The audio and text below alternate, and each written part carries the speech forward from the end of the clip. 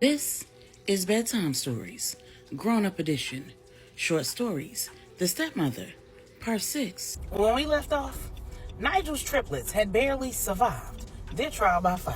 When the hardest 72 hours of their lives began, their older brothers were landing in Trinidad. 2 chauffeured cars were waiting for them on the tarmac. And Saint said, "We splitting up? Why?" Instead of answering the question, Amir said, "You and I need to get to the safe house. You need to meet your team and get your game plan together." When Bigwood and Sincere pulled up to the St. James estate in Trinidad, Sincere was in awe. The sprawling estate was twice the size of the estate in Miami, and the estate in Miami was a doozy. Sincere said, "Damn, Catherine owns all of this?" Bigwood said, "Yeah, and soon enough you'll own all of this." Sincere asked, "What am I do with all of this?" Bigwood said, "If you're smart, you'll share it with a wife, children, your siblings, and Catherine. Ensure that it remains a secure and sacred space for members of the St. James family for generations to come." Outside the security gate, the night shift soldiers and lieutenants were assembled with Q. Q said, "This is your night guard staff. You're meeting them so that they will remember you.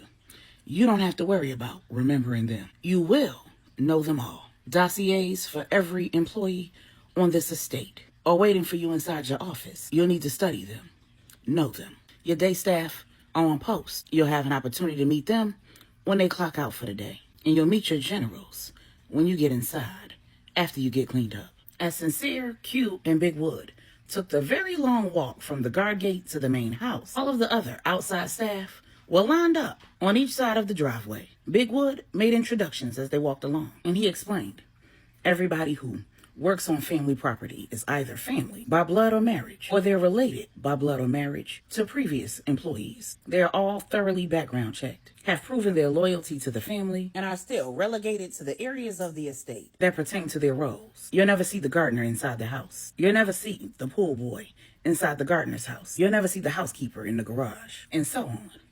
If you ever do, something's amiss.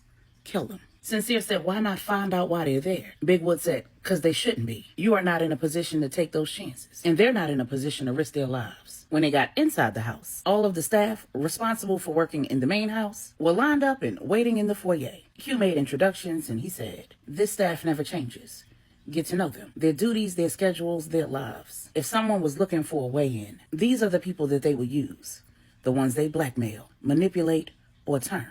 You don't need to watch them, though. You just need to be aware. All of the leads are extended family. It's their jobs to watch them. They also have personal guards." When Sincere asked, "What's to prevent the guards from being turned?" or Big Wood said, "We'll talk about that later." Then Big Wood took Sincere on a tour of the humongous main house. He showed him the sleeping quarters and the various wings, the studies, offices, kitchens, sitting rooms, drawing rooms, dining rooms, theater room, meeting rooms, and exercise room. Then he explained, "You'll have to tour the rest of the property another time. Let's head to the back patio so that you can meet the rest of the staff." Sincere said, "There's more staff?" Big Wood said, "Yeah. The staff that service the inside of the main house is not the same staff that services the smaller guest and family houses around the property. You never want to let the left hand know what the right hand is doing.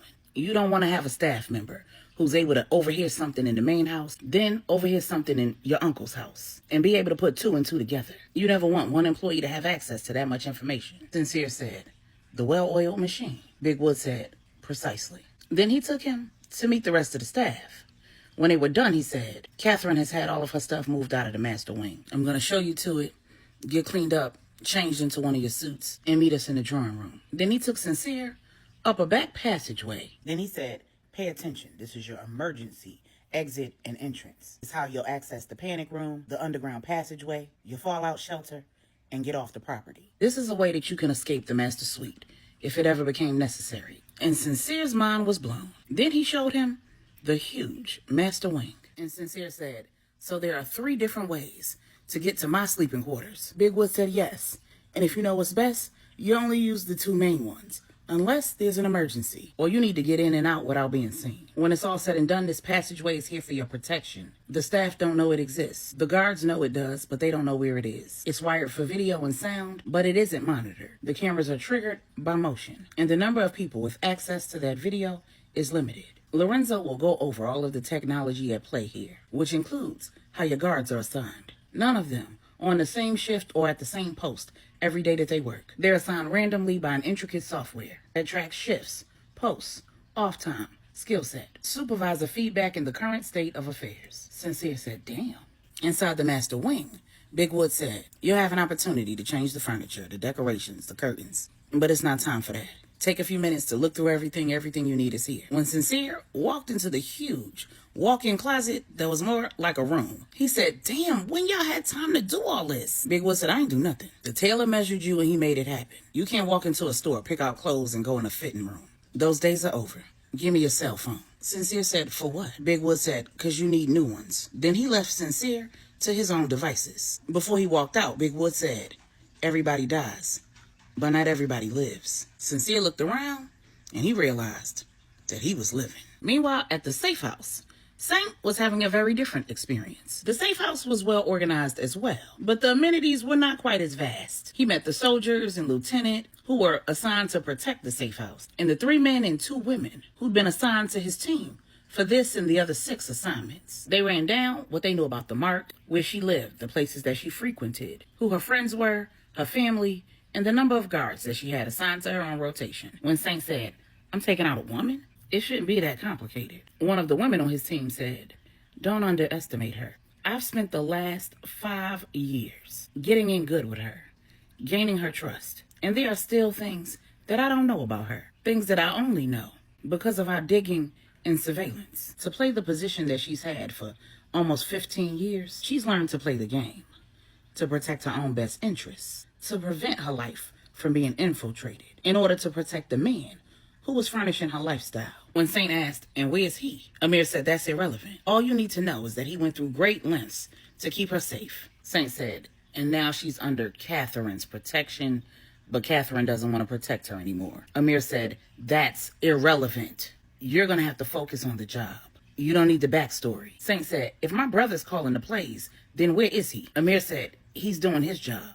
You need to focus on yours. Or are you not up for the task? Saint said, I'm going to do it, but I think I should be able to ask questions. Amir said, your only question should be how much you're getting paid. And that's a question for Catherine. Anything she hasn't already told you, we won't. There can be no hesitation. If you have a problem taking out women, speak now. If you have a problem following orders, speak now. I'm here to help you. I don't want to make this adversarial, but understand that I work for Catherine, and so do you. And if you do this right, you'll be working for your brother. He'll be calling the shots, and you're going to have to be good with that. You're going to have to be able to put your relationship with him aside. See him as the boss and act accordingly. You're going to have to trust him. Can you do that? Sincere said, I trust my brother, but he's the only one I trust right now, and he's not here. Amir said, well, I don't know what to tell you, because you're not going to see him again until the job is done. Saint said, why not? Amir said, because you're a finisher. The last thing you need is to be followed and lead somebody directly to your boss. If he wants to see you, he'll find you, but you don't need to see him. Saint gritted his teeth and said, got it. Amir said, now what's the first thing you think you need to do? Saint said, I need to suit up. Amir said, precisely. Let me show you to your quarters. Then Amir took Saint to his room, the master suite. Inside, he said, every job that you're assigned, you'll stay at a safe house. Depending on the rank of the other people at the safe house, you'll most likely be in the master suite. That's a privilege that most finishers do not have. You'll take everything that you need with you, except for weapons. You'll be responsible for asking for what you need. Every safe house is stocked with the basics. Then Amir opened the closet and said, get suited up, meet me in the dining room, and I'll show you the rest of the house. In the closet was everything Saint could possibly ever need to wear for any kind of job. Amir said, give me your cell phone. Saint handed it over with no questions. Amir handed him a satellite phone and said, every number you could possibly need is already programmed in that phone. You ever in a jam? You think that phone's gonna be compromised? You follow the prompts to reset it, pull the SIM card, destroy it, flush it, burn it, whatever. You need a driver, it's in there. You need backup, it's in there. You need a doctor, it's in there. You need intel, it's in there. You need a visual, it's in there. You need tools, it's in there. You need somebody to warm your bed, it's in there. You need food, clothes, a listening ear, it's in there. This is your lifeline. You don't call anybody that's not in there. Meanwhile, at the St. James estate, Sincere is fresh to death. He's in a custom-tailored Armani suit, black on black, with the family crest pinned in the lapel, his father's favorite cufflinks on his wrists, Ferragamo Oxfords on his feet, and 2-carat diamonds in his ears. When he heads downstairs, he gets lost trying to find the drawing room. The butler finds him wandering and points him in the right direction.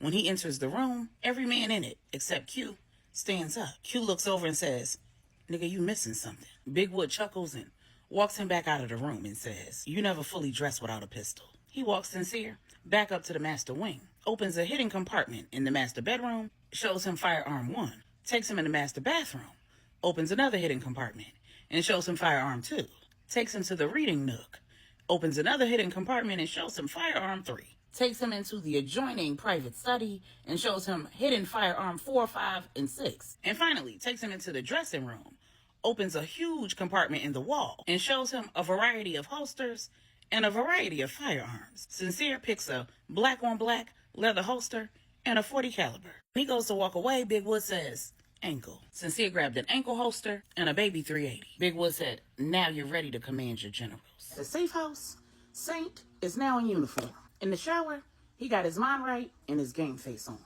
His older brother had always been his protector. They'd always been close. They never fought as kids. His brother had always shared knowledge with him. He shared his toys, his friends. He wasn't very bossy. He was gracious, kind, and while he was a boy's boy, he was loving. He never little brothered him. Saint was coming to realize that life was dealing them both a hand where his brother was in charge now, and he was now in the role of protector. Long before his father died, he'd accepted a job as a finisher. He knew what that job entailed, but he didn't really understand the purpose and the value of the position. He was coming to understand that his sole purpose in the family enterprise was keeping his brother safe, doing his brother's bidding, being at his brother's beck and call. And he decided that he could live with that. He and his brother would just have to have a conversation. He didn't know where his brother was or what he was doing, but he needed to make sure that his brother didn't let the power go to his head. They'd need to establish some parameters that allowed them to continue to maintain the loving brother-brother relationship that they'd already established, while learning and building a boss-employee relationship that put him at the bottom of the food chain, gave his brother a measure of control over his life, and had the potential to impact the sanctity of their relationship. When he came down to the kitchen, it was clear to everyone waiting there that something had changed. Amir took him on the tour of the safe house, showed him the weapons room in the basement, the small rooms meant to house anyone that they needed to hold captive, and the vast workout area. He took him back up to the main level, showed him the meeting rooms, the muster room, the tech room, and the dining room, and explained, the family owns houses just like this one. They may all be different, but they're set up similarly, all over the island and all over the world. These next 7 assignments will take you to Puerto Rico, Texas, New York, Japan, England, St. Lucia, and Colombia. Your goal will be the same at every location. Your team will be different, and so will your identity. That said, what do you think you need to do next? Saint said, surveillance. Amir said, get to it. Over at the St. James estate, Sincere was learning all about the current state of affairs in the St. James organization, who their enemies were, their active conflicts, the negotiations that were underway, and the job that his brother was currently on. When the generals were dismissed and the meeting was concluded, Q said, it's time to eat. He pressed a button on the intercom on the wall and said, bring the car around. When he, Sincere, and Big Wood went outside, the car was waiting with the driver, and they were taken to an upscale restaurant. The car pulled into a garage behind the restaurant. Guards opened the car door, and they entered the restaurant from the back. They were escorted to a raised sitting area where they could see the entirety of the restaurant. And when they were seated, Q said, the family owns this place. The operations manager is Catherine's brother. You met him after the funeral. This is one of 3 restaurants owned by the family. You want to eat out on the island? It needs to be a St. James or Baptiste establishment. You want food from someplace else? Send somebody to pick it up. Sincere said, this is cool and everything, but I thought we were here to do a job. Where's my brother? Q said, he's doing that job. And so are we. Look at the door. When Sincere looked up, a woman walked in. She looked a whole lot like Catherine, just younger. She sat down at a table that was clearly reserved for her. Then Big Wood handed him an earpiece. Another woman came in, sat down and joined her, and Sincere listened to their conversation. And then he realized just why Catherine had assigned him to this job. Taking out the 7 women that his father had been having affairs with was not just about exacting revenge. It was about protecting the St. James family, his father's legacy, and his siblings' futures. He listened as the woman told her friend in a thick Trinidadian accent, "I spent 15 years of my life with that man, and he left me nothing, zilch, not a red cent." This flunky had the audacity to deposit my allowance and then send me a text message saying, "A little something for your trouble." Well, if I get nothing, so does everybody else. I know that he was having problems with the Thomases. And John Thomas Jr. is next in line for the throne of the Thomas family. He's single, and his father's trying to find him a wife. I'm still young. I'm still fly. And I don't have no kids, thanks to that damn Nigel. I'm sure that in exchange for everything I know, John Sr. would be glad to arrange a marriage between me and his son. The friend said, "What about the security?" And the woman said, "Apparently, they're with me for life." Catherine thinks that they're protecting Nigel's secrets. I know they're reporting back to her everything I do and everywhere I go, but I know how to shake them. When their meal was done, Sincere said, "I need to see my brother." Hugh said, "When he needs direction, he'll let you know. He's not walking into a situation where everything's all laid out for him, and he just needs to complete the mission. He's got to gather information, get the lay of the land, figure out who all the players are, get a feel for all the entrances, exits, observe patterns of behavior." Big Wood said, "Create a plan A, B, and C, but he shouldn't need you to hold his hand. If he does, he's the wrong man for the job." Sincere asked, "Okay, so is he coming to the estate tonight?" Q said, "No. His job is to ensure your safety. That will put you in danger. He's going to stay at one of the several safe houses that we have on the island. He's good. What you worried about?" Sincere said, "I'm worried that he's going to feel like I've abandoned him. Like I've just thrown him out to the wolves. Like I'm over here in designer threads and eating at fancy restaurants while he's out doing the heavy lifting. Like we not brothers. Same mother, same father. Our whole lives it's been me and him against the world. Working together to make sure our sisters were good. To make sure our mother didn't go off the deep end. We've always taken care of each other. Yeah, I'm the older brother. But I ain't never little brother him. I never exerted authority over him. When we was kids, he fell off an ATV and almost died. That was my first glimpse of mortality. I knew then that I couldn't do life without my brother. So if he gonna risk his life for me to be in this position, then I need to see him. Lay eyes on him. Wrap my arms around him. I need to make sure he's good. I need to make sure he knows that I got his back, just like he got mine. I need to look him in his face and tell him that while our lives are changing, my love for him will never change. And anything I got, he can have it, down to my last breath." Q said, "You are the perfect man for this job. Let's go. I'll take you to see him." Meanwhile, Saint was observing the woman that he'd been hired to take out. He'd followed her from a mall to an upscale restaurant where she met the female member of his team for dinner. The restaurant was crawling with security, some who were obviously on the job and some who were doing not such a good job of being undercover. When she left the restaurant and he went to follow her, his phone vibrated in his pocket. When he answered, it was Big Wood saying, "Head back to the safe house." Confused, he headed back. And when he arrived, Sincere was there waiting for him. He looked at Amir and said, "I thought you said I wouldn't see him until the job was done." Amir said, "There was a change in plans." Saint looked his brother up and down and said, "Well, ain't you out here looking sharp?" Sincere said, "Crazy, right?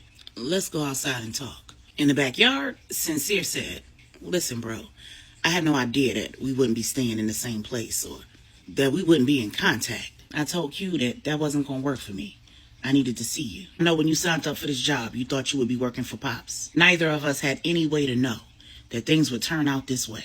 I need you to know that you're my brother and I love you. I still have your back and I always will. You will never be just another employee to me. I will always be just a phone call away. I don't care what the job description entails, what the parameters are. You in trouble, you call me. You got a problem, you call me. You need a friend, you call me. You just want to hang out. You call me. I'm your brother first, and this is our family business." Then he hugged his little brother. Inside the house, Amir and Big Wood were watching and listening inside the tech room. Sincere thought that by taking his brother outside, he'd be having a private conversation. Big Wood texted Catherine and said, "They're working through it." Seeing that text, she knew that something was rotten in Denmark. A few hours earlier, Amir had contacted her and told her that Saint was not the person for the job, that he was envious of his brother, having a hard time taking direction from his brother, It may need to be taken out before, during, or after the jobs were done. She texted Big Wood back and said, "Don't tell Amir that you updated me. Keep me posted." When Sincere and Saint were done talking, Saint went back to work. He headed to the woman's house, which was well guarded, found a location where he could set up surveillance, went back to the safe house, and watched the guards. He made note of their rounds when they switched out and returned to a secluded spot where he could continue observing before the sun rose. A few hours later, when the woman left her home, he followed her around all day. He remained completely undetected. Since he already knew her routine, he didn't have to follow closely. He knew that every day around 1 p.m., she visited her elderly mother. The aide who'd been caring for her mother during the day would leave. She'd remain with her mother till about 3 p.m., when the evening aide would arrive. During her visits, the guards would remain outside. He'd conferred with Amir, Big Wood, and his brother. The verdict was split. Half of them agreed with him that he should strike during that visit. The other half believed that he should wait until nighttime when she was in her home, breach the perimeter, break in, and take her out while she slept. In the end, Sincere said, "I trust your instincts, and so should you. Do whatever you believe is best, and be safe, bro." At 11:30, Saint headed over to the woman's mother's home. In his disguise, he walked right up to the front door. He changed his gait, picked the lock, and walked right in. When the aide jumped up, he pointed a gun in her face, walked her into the elderly woman's bedroom, and said, "Give her something to help her sleep." When she did, and the elderly woman was resting soundly, he tied the aide to a chair and said, "When your boss gets here, you tell her you're in here. You scream or say anything that clues her in, and I'll blow your brains out." And the old woman's. The aide said, okay. At 1 o'clock, when the woman arrived, she said, "Where you guys at?" The aide said, "Oh, hey girl, we're back here. Come on back." The woman said, "My mother is asleep this early in the day. Is she okay?" And as soon as she rounded the corner and entered the bedroom, Saint jumped out and grabbed her. He put one hand over her mouth and slit her throat. When the aide attempted to scream, she couldn't, because she had already been gagged. To make sure that the job was done, Saint took out a silenced 9mm firearm and double tapped it. Then he detonated a small explosion in the front yard that sent all of the guards who were surrounding the house to the front yard. Ran out of the back door, hopped the fence, ran through the brush to the vehicle that he had waiting, made a clean getaway, and returned to the safe house where Amir was waiting. When he walked through the door, he said, "You can let my stepmother know that the younger, much less attractive, and clearly dumber version of her has been taken out. Who's up next?"